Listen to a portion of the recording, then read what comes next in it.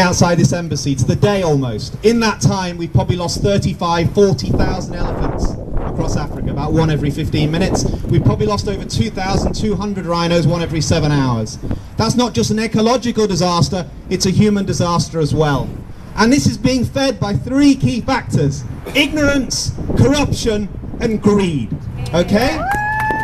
Nothing else. Back in 1989, the value of a kilo of ivory was $2.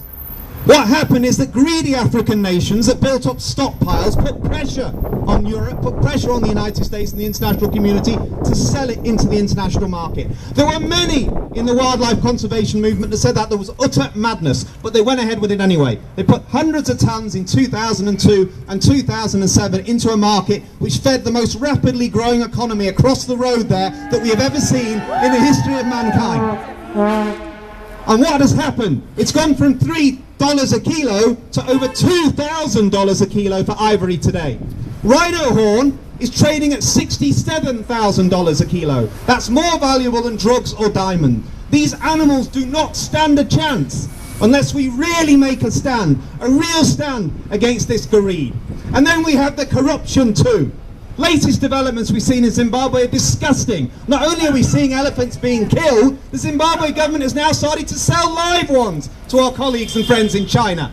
And we don't know what's going to happen to those elephants. They could well end up in farms where they will actually be farming ivory for the future, just like you've seen with farms for tiger bones. Now we know those tiger bone farms have caused a massive increase in tiger poaching, and we've no doubt that any type of ivory farming will do exactly the same. It's not acceptable, and the world should not shut a blind eye to countries like Zimbabwe selling off its wildlife. It's disgusting.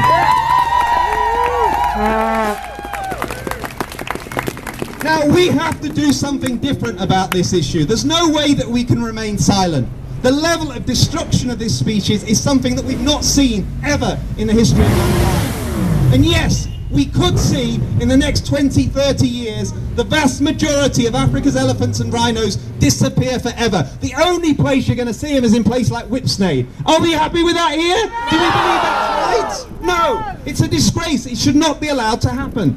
Often though, when it comes to big environmental issues, they're very complex, they're very difficult to deal with, and you won't be able to stop it. You can stop this issue, you can deal with it. What it needs is money, and it needs political will. It needs money and it needs political will. And that's something that we, as the public, and we coming together across this country and across this world, can put pressure on the politicians to deliver. Let no one doubt people power, let no one doubt what social networks can achieve. Action for Elephants is not a big, powerful NGO like World Wildlife Fund. It's a small group of individuals here in London and other parts of the country that care, that have made a huge difference bringing you here and continuing to bring people out onto the streets. That's what's really important about the new civic society that we should be so proud of in this country, that shows we are caring, compassionate people when it comes to protecting wildlife.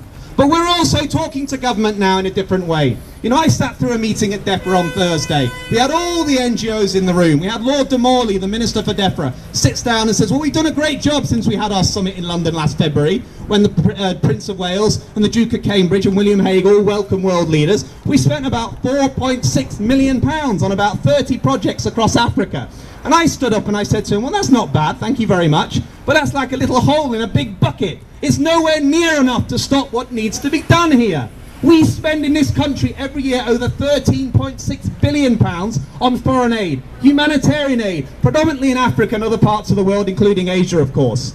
None of that money goes on human-wildlife conflict at all. We've been talking to William Hague, we've been talking to David Cameron, Ed Miliband and everyone else, saying get your heads together and figure out why you can't take a small amount of that money and start putting it to good use in Africa. It will tick a number of boxes. It will reduce terrorism. We know that the sale of ivory is feeding the guns and the bombs for Al-Qaeda, for the Lord's Resistance Army, for Al-Shabaab that is killing people in Africa and around the world. We know that over the lifetime an African elephant will create about £1 million for an economy like Tanzania and Kenya. You kill it overnight with a poacher, you'll probably make $10,000, $20,000, $30,000 on the black market and the animal is gone forever. We know that those countries rely on people like you to come and spend your money to see them. You won't go to Kenya, you won't go to Tanzania if all those animals have disappeared. And the people there will suffer as a consequence. So if we're going to spend our aid money, let's spend it cleverly. It is our taxpayers' money after all. Let's help protect animals, let's help protect people, and let's stop terrorism. And China, if China is serious about taking the steps to stop this trade, and I hope it is, it's got a lot to do, because the Chinese president went to Tanzania a few months ago. He brought dignitaries and business people and diplomats with him. They all landed on the ground, they all dispersed and went to every place where they could buy ivory. They stuffed the plane hold full of the stuff and they flew it back to China. Now the Chinese president's plane is full of illegal ivory. What hope do we have that the Chinese government are going to shut down their ivory carving markets and their ivory shops across the country? It's just not going to happen. And I also feel very, very frustrated that we don't make good use of the military expertise and knowledge we have in this country. Our government hosted a NATO summit of all the world powers in Newport last year, and there wasn't a mention of human-wildlife conflict on the agenda at all. We have some of the best people in our armed forces coming out now looking for work, who served valiantly and bravely in places like Afghanistan and Iraq, who put their lives on the line, and I meet them and they say, you know what I'm going to do, Dominic? I'm off to Somalia to do anti-piracy work. I'll get well paid because Lloyd's of London want me to protect an oil tanker. But you know what? For my children's sake, I'd be very happy to go to Africa and put my life on the line if I could be well paid to protect elephants and rhinos. And we say to the UK government, why aren't you putting more taxpayers' money to making good use of our military forces to allow them to go and do a decent job helping African nations to protect their wildlife, to protect their future? That's something that we should be doing. And the Americans should do the same, and the Germans and the French should do the same. We've got drones, we've got modern surveillance technology, we've got all the helicopters we could dream of, all the modern equipment to actually track down these poachers, to stop them killing these animals. There are poor rangers with old Lee Enfield rifles from the 1930s that haven't even got more than about 3 bullets in them. They're taking on the most sophisticated criminal gangs the world has ever seen. The Medellin cartel with their helicopters and their vets and their night vision equipment and their sophisticated rifles are killing brave people every day trying to protect these elephants, and we do nothing. That's an absolute disgrace. An absolute disgrace. We have to stop this madness, and we can stop this madness, but we have to get tough on the ground. We have to make use of the expertise and knowledge we have to help these countries. But we also have to get tough on the traffickers as well. We have to bring Interpol, we have to bring the FBI and CIA and international agencies together. We need to start tracking these gangs down. We need to stop their funding and their organisational structures. All the work we put into drugs, we have to put into wildlife crime as well, because it's just as important and in many ways even more damaging to the future economies of countries like Africa and other parts of the world as well.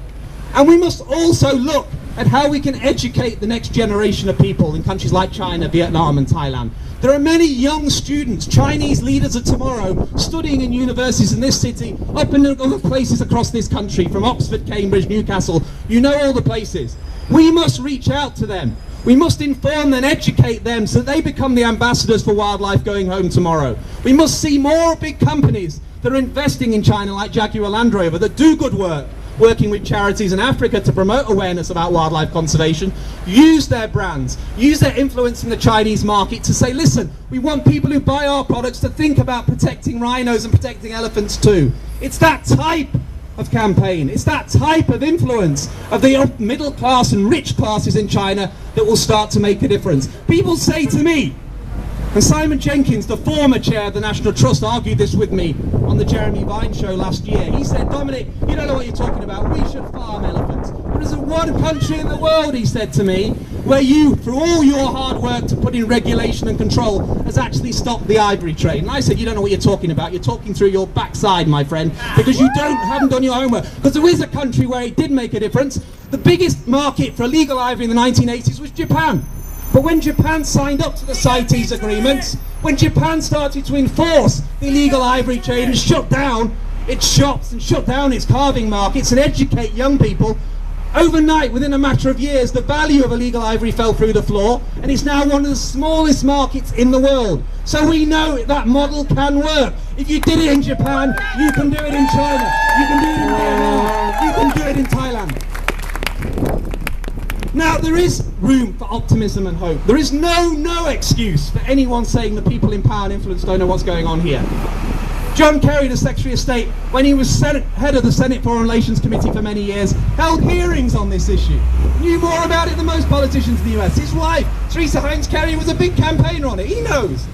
Hillary Clinton knows. The Clinton Global Foundation have done work in Africa and are putting good money in. She wants to be president. You stand up and you make this one of your priorities. That's what we want to see. And we're talking to the political leaders. I met the Shadow Environment Secretary yesterday. And I said to her, listen, if Labour wants me to vote for them in the next election, you've got to give me some reason to vote for you. I want a wildlife manifesto. Yeah, I want badgers in there. I want hares in there. I want wildlife crime and all the things that I care about in Britain. But I also want to see some commitments on international ivory as well and rhino horn. I want to see Labour tell me that you will take some of that international aid budget and you will parcel it out and use it wisely to stop protecting these species. Now, I'm pleased to say that Labour are getting worried by the rise of the Greens. They're beginning to realise they've got to do something. And you are going to start to see emerging over the next few weeks a wildlife manifesto, and it will have some commitments on these issues, and I hope all of you will see it, all of you will read it, and we're looking to see Ed Miliband to come out and make a keynote speech on it as well. Now, if we do that, we also want to put pressure on the Conservatives. Now, credit to them. They've been a nightmare on things like badger culling and hares and other issues I have to deal with. But on this issue, they've actually done some good work. William Hague, credit to him, has taken a direct interest in this. As Foreign Secretary, he's no longer Foreign Secretary, but he has a senior position in the cabinet and remains an influential political figure. He's now chairing an international wildlife crime trafficking force, and we will be seeing a major summit taking place in Africa in a few weeks' time, which he will be chairing, which will begin, I think, the process of re-engaging the world's community, including countries like China, in what they must do to try and stop this terrible, terrible destruction of wildlife. So we're saying to people like William Hague, get on and do it, we'll give you support. We're saying to people like Ed Miliband, you come out and you tell us, get on and do it, we'll give you support. We're saying to people like Hillary Clinton, you want to be president, you tell us what you're going to do and we'll give you support. All of these individuals have influence, but they must deliver. We might be the last generation to see these animals in the wild. It is our responsibility, for our children's sake, that we must make a stand. We can't allow corruption, we can't allow greed, we can't allow ignorance to wipe out species that have inhabited this earth for tens of millions of years, that have complex social lives, that are intelligent, that are incredible. We don't even start to scratch the surface of how wonderful these animals are. And it is heartbreaking to see. If you ever go to Africa, if you've ever stood over a dead elephant, if you've ever smelt it and seen the scene, you will never ever forget what you see. And there are people every day seeing that now. And it's the disgusting situation that must change. The message to China is this: we respect you as a country, we respect you as a growing economy, we respect you as a huge influence in the world, but it should be an influence for good. You have in your hands the future of Africa's wildlife. You have it in your hands to protect the future of rhinos and Africa's elephants. Or you have it in your hands to destroy them forever. What does China want to be known for in the next 20, 30 years? I know what I want to see, and they must make a change. We must force a change. We must force our politicians to do things better. We are beginning to make a change because of you. Don't stop fighting, don't stop campaigning, do not stop sharing this message. These marches and demonstrations will go on in every corner of the world, and they will get bigger and they will get stronger. These politicians and political leaders won't be able to hide away from the reality. And when you look back in 20 years and you tell your children, your grandchildren what you did, you can say, I made a difference, I stood up, I joined forces, and we saved the future of Africa's elephants.